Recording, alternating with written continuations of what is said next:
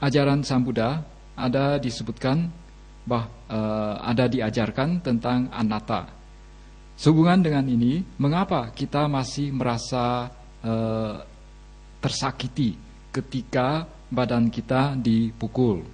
Kalau itu adalah atta, mengapa kita tidak bisa memerintahkan badan kita menjadi sehat ketika kita berada dalam keadaan sakit? Mengapa kita juga bisa mati?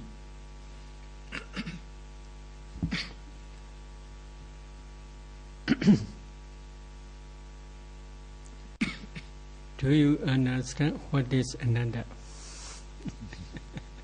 Apakah kalian If you ask memahami? such question, you should understand first about ananda. Apakah kalian memahami paham Buddhis tentang anatta?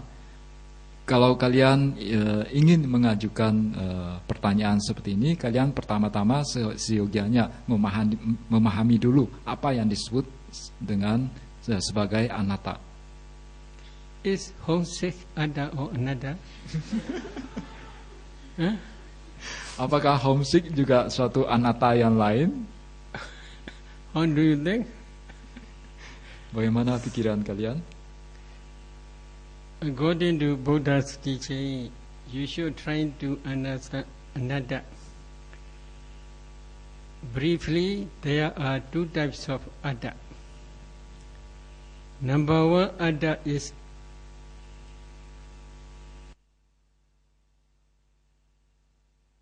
pramada. Pramada, this is pramada is in short, in brief meaning,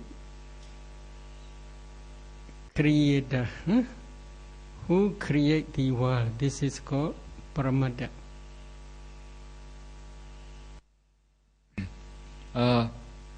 Jadi di dalam ajaran Sang Buddha kita perlu memahami ada dua tafsiran pemahaman terhadap atta ini, terhadap atta ini. Yang pertama dalam tingkatan paramatha. Jadi secara ringkas bisa dikatakan atta ini adalah pencipta. Another ada is jiwa ada. What is jiwa ada? Many Taitiyas. Taitiyas means the persons who have another religion outside Buddhism.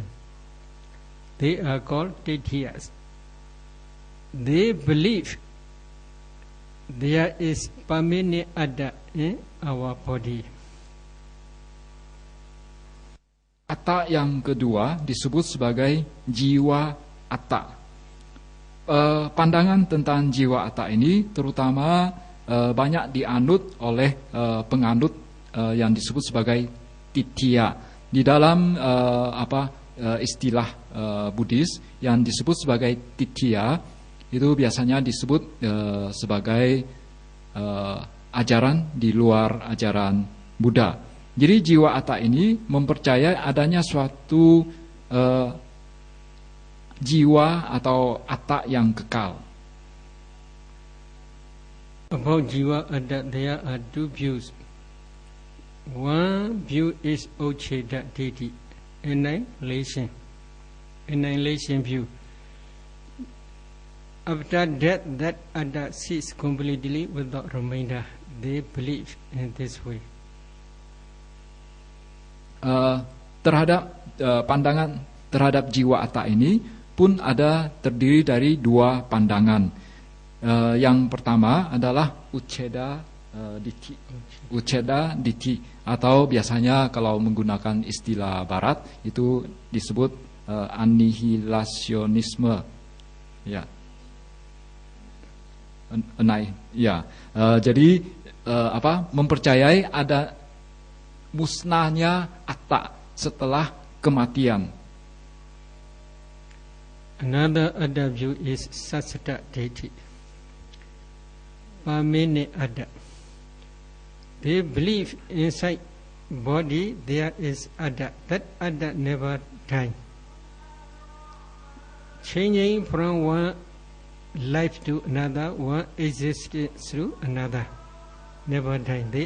This ada is permanent. Such type of wrong view is called sasata deity. Pandangan yang kedua disebut sebagai sasata ditti, yaitu mempercayai adanya suatu atta yang permanen. Jadi apabila seseorang sudah meninggal, attanya itu akan tetap eksis, akan tetap ada. Jadi pandangan tentang bahwa atta yang tidak mati-mati ini, yang kekal, yang ada terus ini disebut sebagai sasata ditti. Buddha rejects these two types of ada.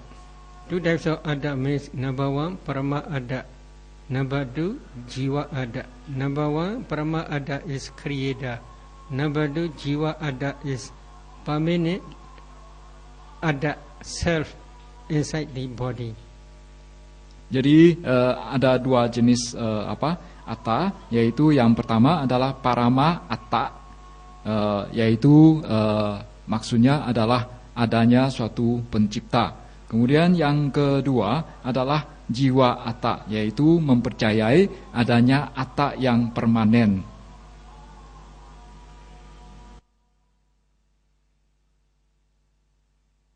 When Buddha teaches another doctrine, first he tries to let disciples understand Four Noble Truths. Ketika Sang Buddha mengajarkan anatta kepada siswa beliau, beliau berusaha untuk membuat siswanya pertama-tama memahami dulu 4 kebenaran Arya. Number one noble truth is the noble truth of suffering, dukkha sitya.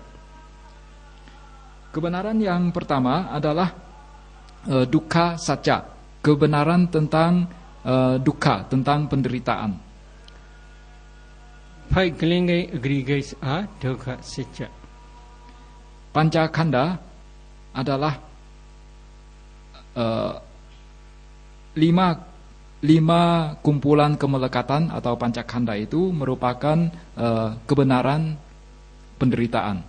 They are the clinging aggregate of materiality, the clinging aggregate of feeling, the clinging aggregate of perception, the clinging aggregate of formations, and the clinging aggregate of consciousness.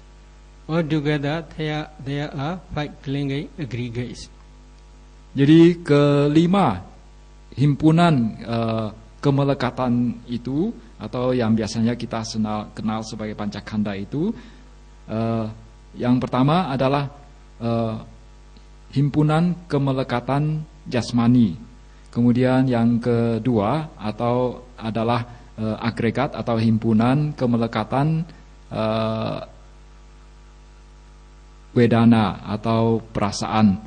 Kemudian yang ketiga adalah himpunan kemelekatan persepsi atau sanya. Kemudian yang keempat adalah gugus, ya, himpunan atau gugus kemelekatan bentuk-bentuk batin atau bentuk-bentuk batin atau sangkara. Kemudian yang kelima adalah gugus kemelekatan kesadaran atau winyana. The clinging aggregate of materiality is materiality. The clinging aggregate of feeling, the clinging aggregate of perception, the clinging aggregate of formations, and the clinging aggregate of consciousness. These 4 mental aggregates are called mentality. Altogether, if we say in other words, 5 aggregates are materiality and mentality only. Gugus kemelekatan jasmani biasanya disebut juga fenomena materi. Kemudian gugus kemelekatan perasaan, gugus kemelekatan persepsi atau sanya, gugus kemelekatan sangkara atau bentuk-bentuk batin, kemudian gugus kemelekatan kesadaran.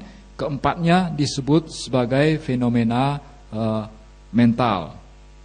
Jadi pada dasarnya 5 gugus kemelekatan itu boleh kita ringkas sebagai fenomena materi dan fenomena mental.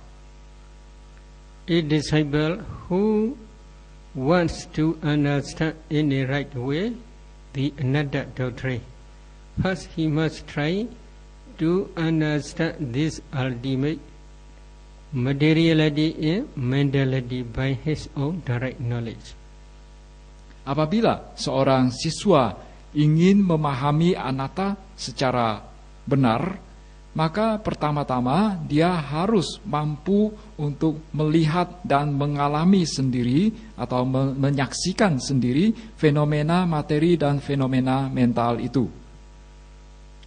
Last week I had partially explained about materiality based on 4 elements meditation.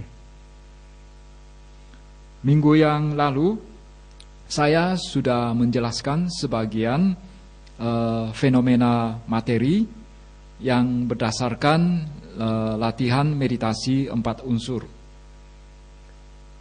If you practice 4 elements meditation systematically, one day you can see small subatomic particles called kalabas.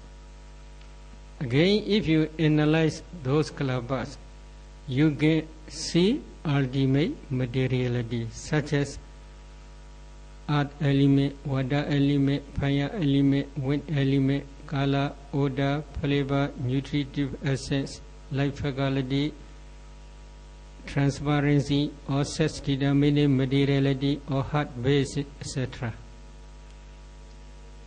Apabila kalian bisa berlatih meditasi 4 unsur secara sistematis, maka pada akhirnya kalian nantinya akan mampu untuk melihat suatu partikel-partikel subatomik yang disebut sebagai kalapa.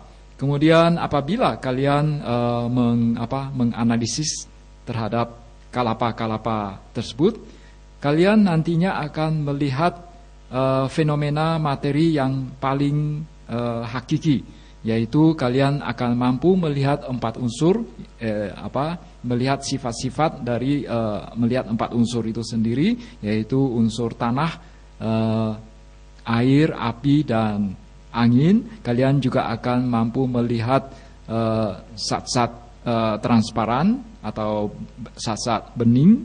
Kemudian kalian juga akan mampu untuk melihat landasan hati atau hadaya watu, akan mampu melihat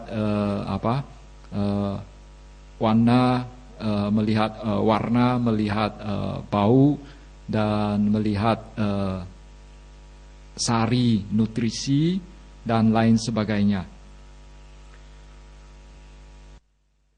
Ultimate, if you can see subatomic small particles called kalabas, these kalabas are not ultimate materiality. Again, you must analyze those kalabas. If you can analyze those kalabas, inside each kalaba there are materialities such as earth element, etc. Those are ultimate materiality.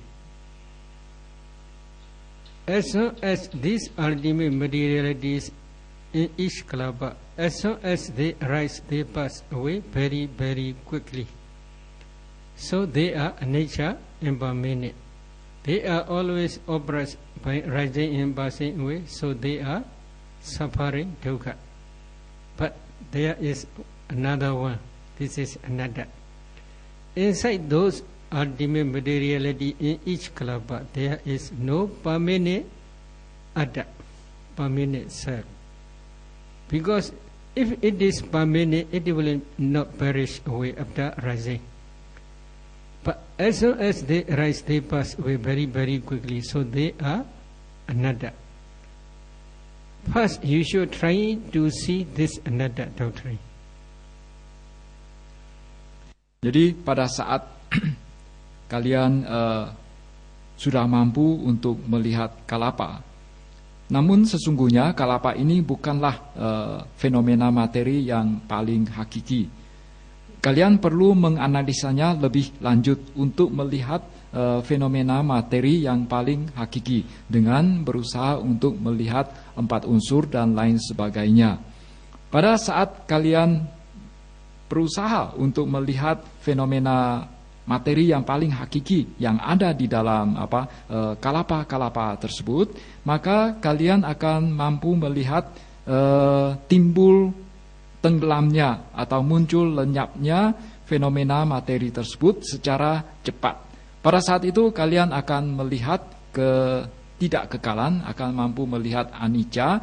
Kemudian karena melihat anicca ini lantas kalian menjadi tertekan sehingga mampu untuk melihat dukkha dan anatta. Dan kalapa ini atau fenomena materi yang paling hakiki ini karena muncul dan lenyap dalam waktu yang sangat singkat, sehingga dengan melihat fenomena-fenomena ini kita akan mampu memahami anatta. Dan inilah persepsi terhadap anatta yang perlu kalian miliki.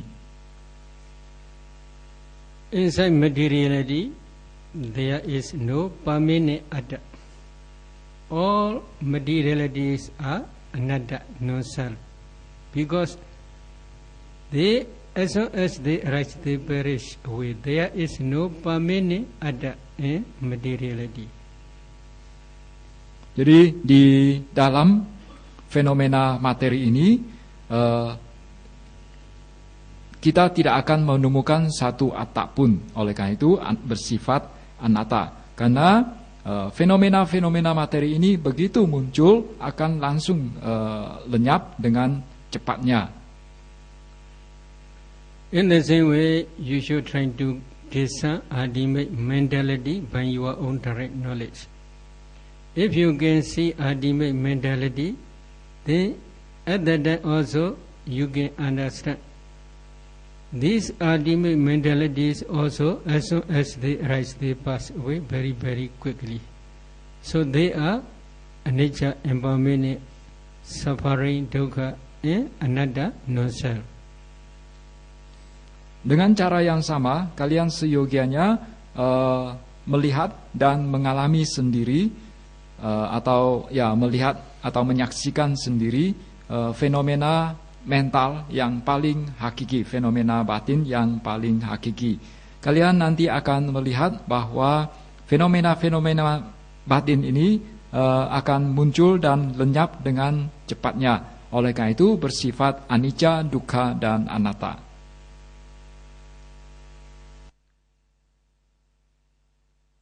Ultimate materiality as well as ultimate mentality, there are no permanent atta, permanent self, according to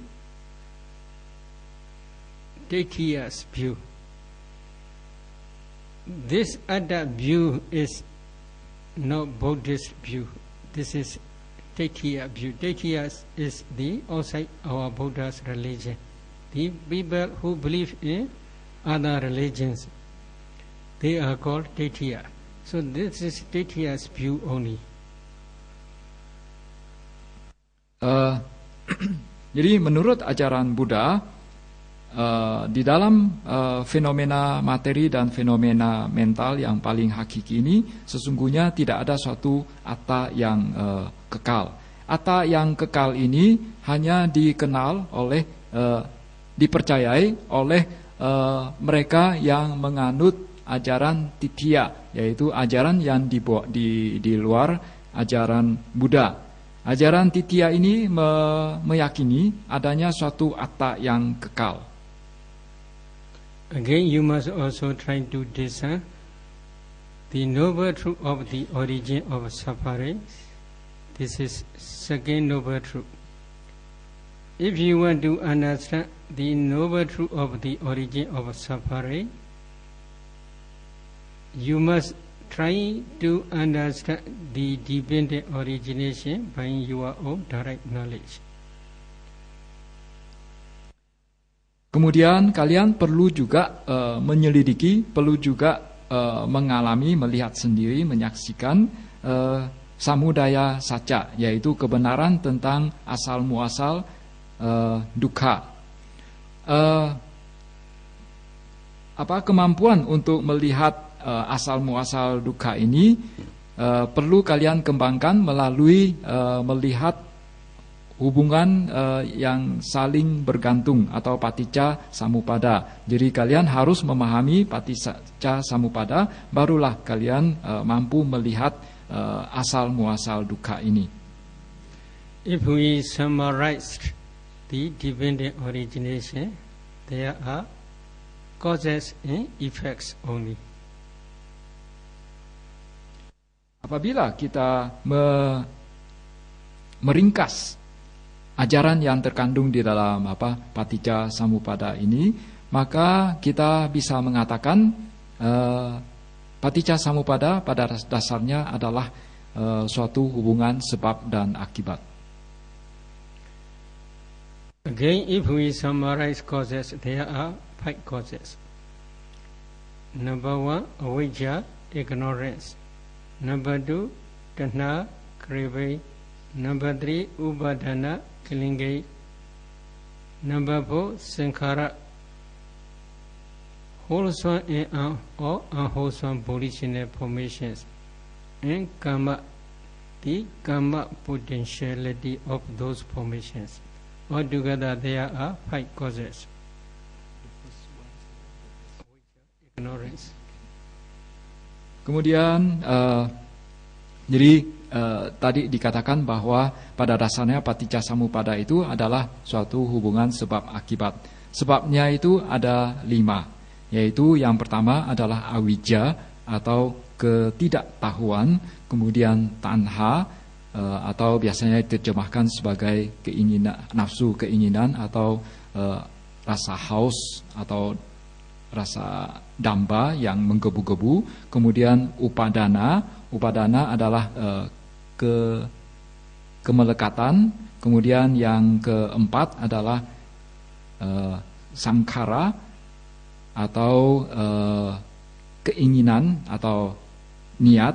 Ini bisa terdiri dari yang bersifat kusala maupun bersifat akusala. Kemudian kamma yang dimana merupakan potensi yang ada, potensi yang ditimbulkan oleh suatu perbuatan.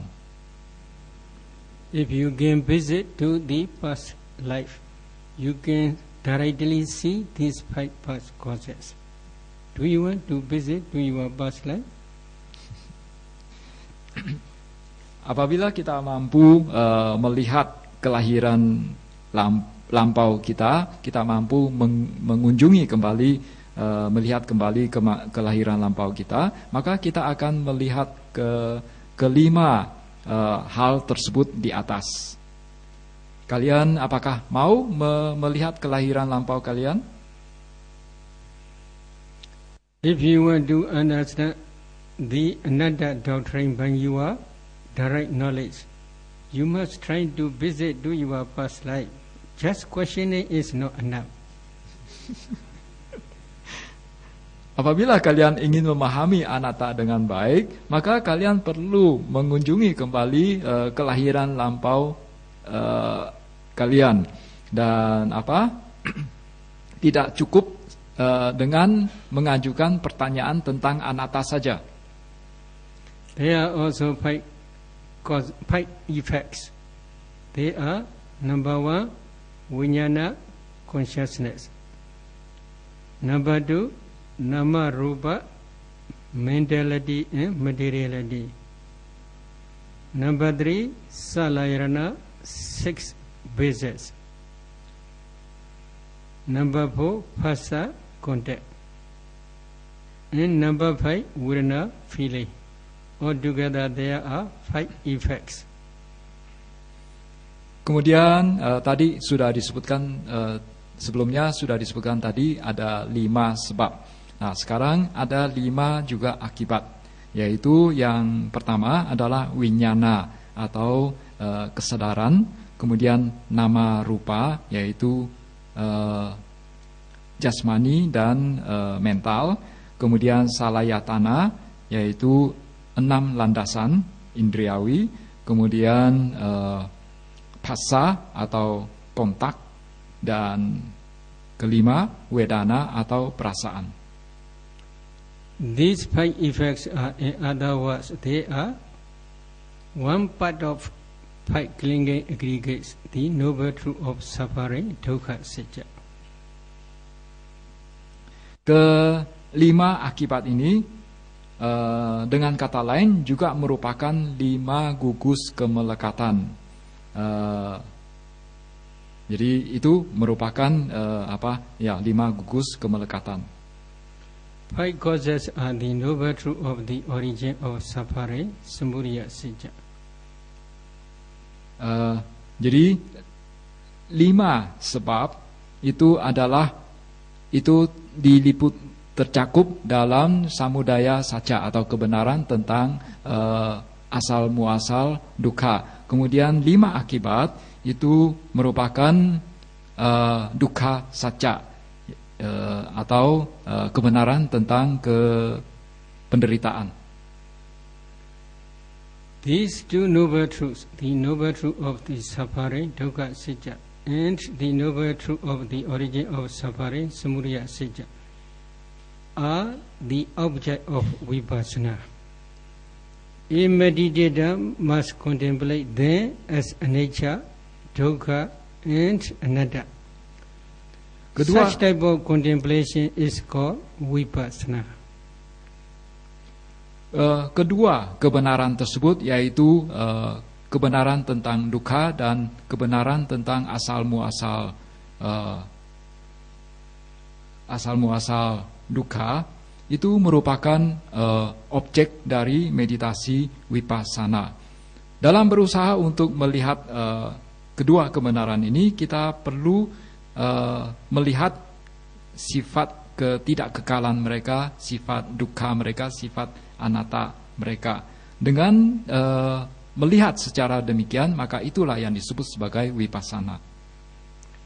When teaching the anatta doctrine, the Buddha first teach these 2 noble truths and to contemplate them as anicca, dukkha, and anatta. Why?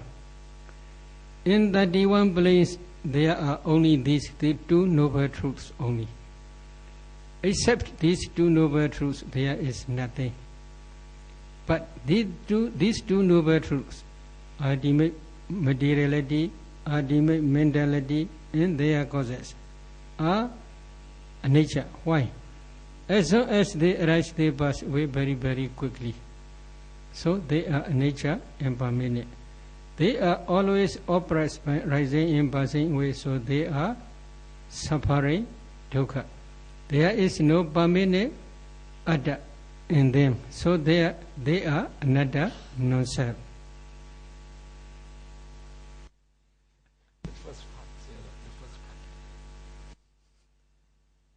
These 2 noble truths are the object of vipassana.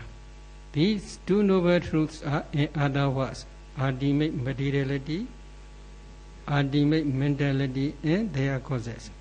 Ultimate materiality and ultimate mentality are dukkha satya, noble truth of suffering.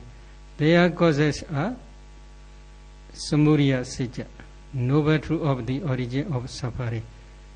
These 2 noble truths are called sankhara formations. These sankhara formations are the object of vipassana.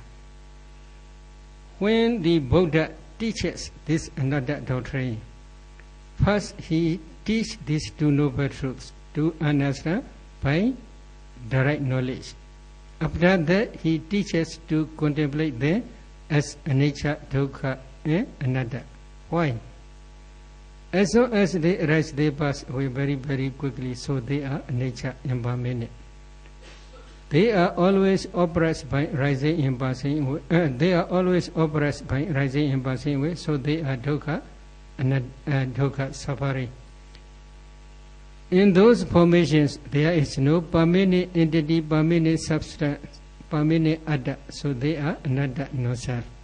At that time, a disciple will understand clearly the anatta doctrine. Jadi pada awalnya, jadi biasanya pada pertama-tama Sang Buddha akan mengajarkan dua kebenaran yang pertama, yaitu dukkha sacca sama samudaya sacca. Pada dasarnya, jadi kedua kebenaran ini merupakan objek dari vipassana. Kemudian juga secara ringkas boleh dikatakan itu merupakan fenomena mental dan fenomena materi. Dengan melihat fenomena mental dan fenomena materi, maka seseorang akan memahami anatta. Karena fenomena-fenomena ini setelah muncul akan lenyap dengan sekejap, akan lenyap dengan cepatnya. Oleh karena itu dari sana kita bisa memahami tiada suatu atta yang permanen, tiada suatu atta yang kekal. Dengan kata lain kita akan memahami anatta. Kemudian dari pemahaman terhadap anatta, seseorang akan mengalami merasa tertekan, dan itu yang disebut sebagai dukkha. Dan selanjutnya akan dia akan melihat anicca dulu, kemudian melihat dukkha, kemudian melihat anatta. Jadi tiada suatu atta yang permanen. Karena dia melihat bahwa fenomena materi dan fenomena mental itu sesungguhnya anicca. Jadi mengalami perubahan. Again, at that time he will also understand there is no pramada creator. Because he directly can see by his own direct knowledge. Past causes produce present effects. Present causes will produce future effects. Because he thoroughly practices dependent origination by his own direct knowledge. Demikian pula dengan melihat fenomena-fenomena ini, dia akan memahami bahwa tiada suatu pencipta, karena dia bisa melihat langsung bisa mengalami fenomena-fenomena ini, dan dia memahami bahwa sebab lampau akan menghasilkan akibat pada saat ini. Sebab saat ini akan menghasilkan akibat di masa yang akan datang. Sehingga dengan cara demikian nantinya dia akan melihat bahwa di dalam berbagai proses itu tiada suatu pencipta. In this case, here another question.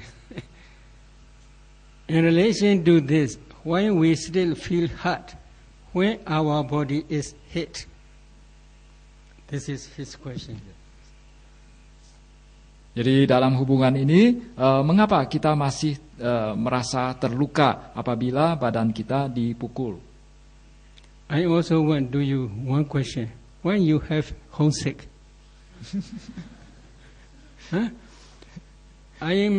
I'm trying to cure this homesick disease, but I cannot cure.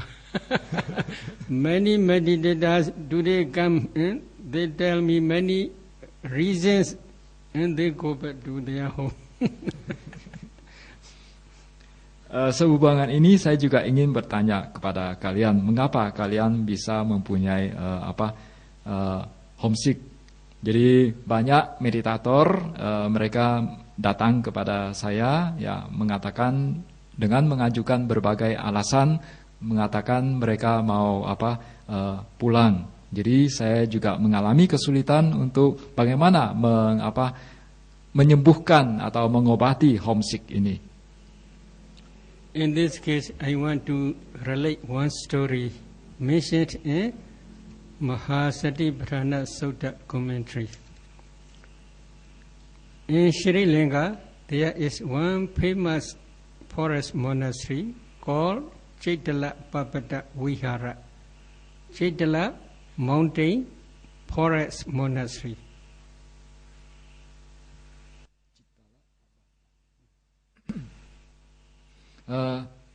Sehubungan dengan ini, saya ingin menceritakan sebuah kisah yang didapati di dalam Mahasatipatthana Atthakatha atau kitab ulasan terhadap Mahasatipatthana Sutta. Di Sri Lanka ada sebuah wihara yang bernama Chaitala Papata. Samatha dan Vipassana di sana.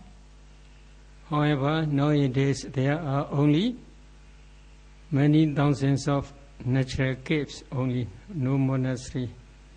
Maybe only one bhikkhu is guarding this monastery. Tetapi saat ini, dewasa ini, hanya tertinggal gua-gua alamiah dan mungkin hanya ada seorang biku yang menjaga tempat tersebut. In that monastery, in ancient time, there is one Mahathera. There was one Mahathera who is sick. At that time,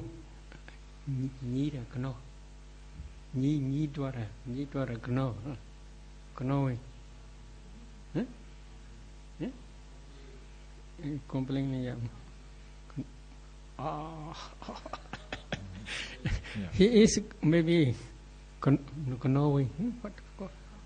complaining. He is complaining because of painful feeling. At that day, there is one attendant.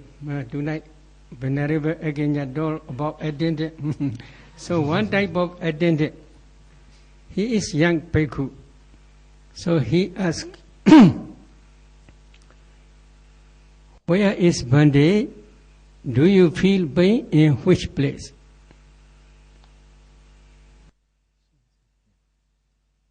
Pada saat itu, jadi di wihara Chaitala Papata ini tinggal seorang Mahathera. Mahathera ini waktu itu dia sakit dan dia selalu mengeluh tentang kesakitan ini. Kemudian Mahathera ini dia mempunyai seorang pelayan, yaitu seorang biku yang muda.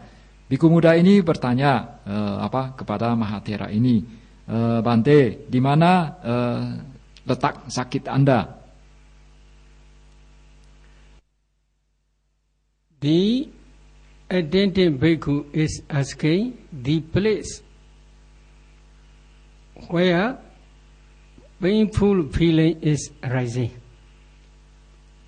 At that time, that Venerable gave the answer. That answer is very important. Why?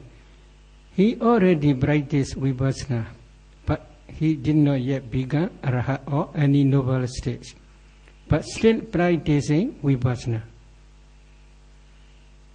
Jadi pada saat itu biku muda ini dia menanyakan di mana letak sakitnya, di mana letak munculnya sakit Anda.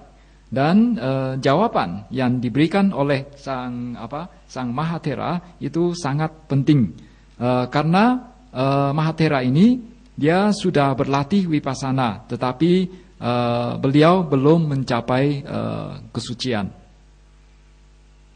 Dear Bhikkhu, there is no specific place in where I feel painful feeling. There is no specific place for painful feeling. In this way, he explained. However, because of the object in base, painful feeling arises. In this way, he gave the answer. Because of object in base. Object in base. In heart base. In heart base. Wutu in base. Base in object aramana. Jawaban dari sang Mahathera adalah hai biku muda, saya tidak ada satu tempat yang spesifik di mana letak sakit saya. Tetapi karena landasan hati saya sehingga muncullah rasa sakit ini. He did not see the place where painful feeling is rising. Why? He already see all kalapas. His body is full of kalapas, he already see. Then again he can analyze those kalapas, and then he can see ultimate materiality. These ultimate materialities are, as soon as they arise, they pass away very, very quickly. So he can clearly see this nature. If he see this nature, he cannot see the specific place where painful feeling is rising. Jadi mengapa dia tidak bisa melihat tempat sakitnya secara persis di mana? Karena pada saat itu meditasinya itu sudah mencapai tahap di mana dia mampu melihat kalapa. Pada saat dia melihat kalapa, yang dilihatnya adalah fenomena materi yang paling hakiki.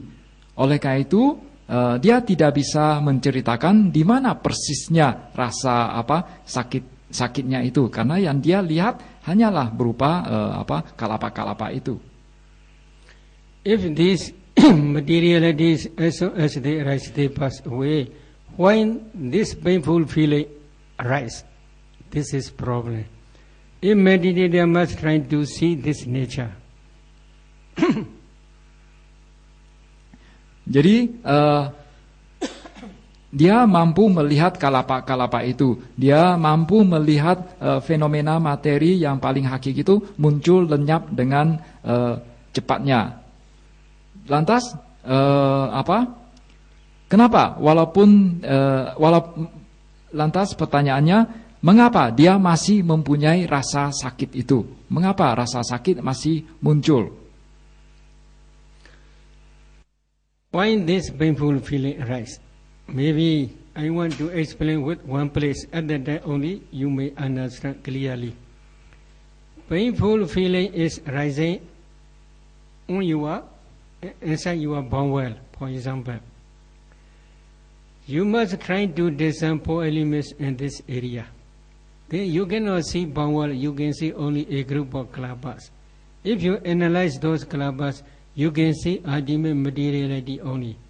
This ultimate materiality, as soon as they arise, they pass away very, very quickly. So it is not easy to say where is painful feeling.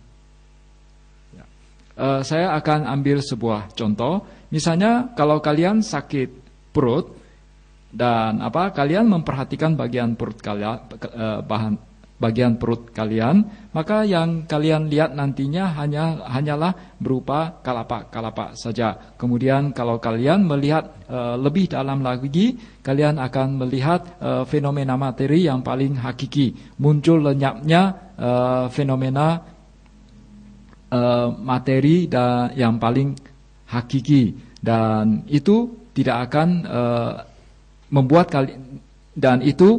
kalian tidak akan mampu untuk menunjukkan secara persis di mana sakitnya. Why this painful feeling is rising? Because of aramana, number 1, this is cause. Number 2, base. This is another cause. Because of these causes, painful feeling arise. In this way, Penariva explain. Jadi mengapa bisa muncul rasa sakit? Jadi ada 2 sebab. Yang pertama karena aramana, yang pertama adalah aramana, yang kedua adalah adanya landasan hati dalam hal ini. If you understand Abhidhamma a little bit, and then it will be very good for you to understand my explanation. In this case, feeling is painful feeling. Especially, we call kayika dukkha. Kayika dukkha means the suffering, dukkha, vedana, suffering feeling, which arises together with body consciousness, kaya vijnana. That kaya vijnana for that Mahathera arises depending on base and object. What is object? Object is in this case tangible object. What is tangible object? What are tangible objects? Earth element, fire element, and wind element. These three are called tangible objects. Untuk memahami penjelasan ini, memang kalau kalian memiliki pemahaman terhadap dasar-dasar abhidhamma, kalian akan lebih cepat menangkap ini. Jadi munculnya rasa sakit itu disebut sebagai kayika dukkha atau penderitaan secara jasmani.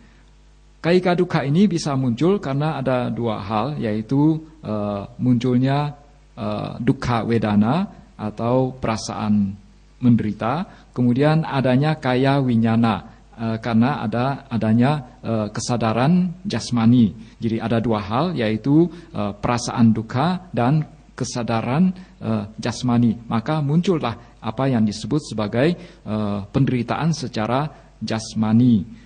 Dan tadi dikatakan bahwa ada dua sebab, yaitu aramana sama adanya landasan. Aramana ini secara harafiah berarti objek. Nah, objeknya apa? Objeknya adalah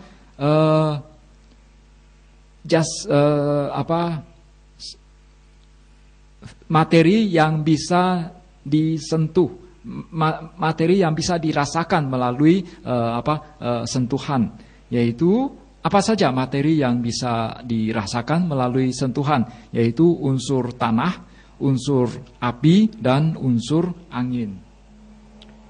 For example, please touch your hand. Contohnya, kalian sentuhkan tangan kalian. You can feel hardness, roughness, heaviness, or softness, smoothness, lightness. This is earth element. You can feel heat and coldness. This is fire element. You can feel supporting and pushing. This is wind element. So because of this reason, by touching, you can feel these three types of objects. So they are called three types of elements. They are called tangible objects. Contohnya, jadi kalian sentuhkan kedua tangan kalian. Kalian akan bisa merasakan sifat keras, kasar, berat, lunak, licin, dan ringan dari unsur tanah. Kalian juga bisa merasakan panas dan dingin dari unsur api. Kalian bisa juga merasakan sifat menekan atau menopan dan mendorong dari unsur angin. Ketiga unsur ini yang disebut sebagai objek yang bisa dirasakan melalui sentuhan. For that Mahathera, inside his palm world, wind element is very strong. Especially pushing is very strong. So that pushing, wind element pushing, attack the whole his power. He cannot, at that day, he feel painful feeling. Why? Untuk kasus Mahathera ini, yang misalnya dia sakit perut, ya, dia pada saat dia sakit perut, yang dia rasakan sesungguhnya itu karena disebabkan oleh unsur api, unsur angin. Unsur angin ini menekan ya, menekan bagian dalam perutnya, itu yang menimbulkan rasa sakit. He may eat a lot of bean or maybe something. Because of this reason, wind element became very strong inside his stomach, inside his bowel. But he had no bean, no much problem.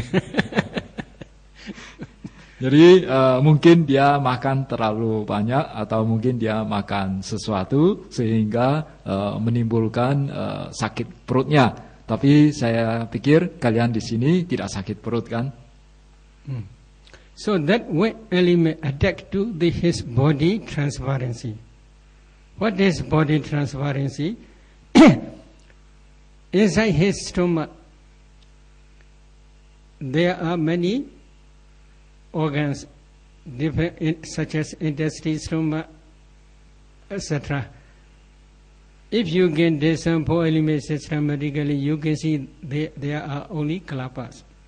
Again, if you analyze those kalapas, there are different types of kalapas. Among those kalapas, one type is body decade kalapa.